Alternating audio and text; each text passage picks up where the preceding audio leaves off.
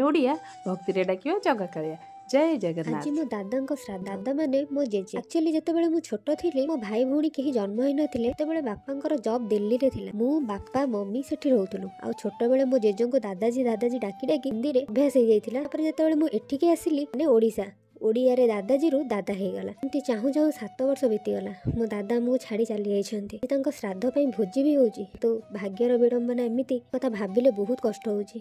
जेतेबेले मो दादा बंची थिले आज भी मने अछि सिमेई खाइबा को इच्छा करी मते कहिथिले। घरर परिस्थिति एमिति थिला जे मात्र 10 टंकार सिमेई किनी की भी खुआई पारले। आज से नाहंती किंतु भोजी होउची। तांकर शेष समय रे भलो टिके भी खुआई पारलु। मो परिवारर अवस्था एमिति थिला जे छिला भात को बाड़ी कमला झोल खाई दिन बितु। मो दादा भी शेष समय यही सब खाई भी भाई बंधु कुटुंब साही पड़ोसी आखि उठेक भी चाह नथिले।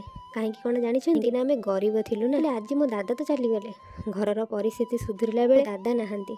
इच्छा हुए दादा फेरी आसते कि एते भल जिनिस खुआती किंतु जाइथिबा लोक कौन केबे फेरे। से भोजी भात को बहुत भल पाती। आज भोजी तो होची सत किंतु ताको खाइया पे से नाहांती। दादा को गोटे कथा कहया बहुत इच्छा होची हेले से तो आ नाहांती ए दुनिया रे।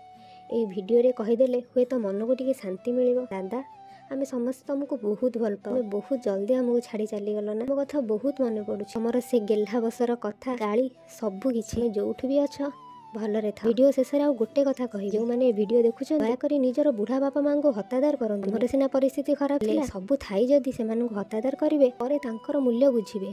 से माने जाई सारला परे तांको वैल्यू तेबेले बुझी पारि तेबेले चाहि कि भी निजको क्षमा करि परिबेनी। मो विषय नुआ नुआ स्टोरी जानिबा पे लाइक शेयर सब्सक्राइब।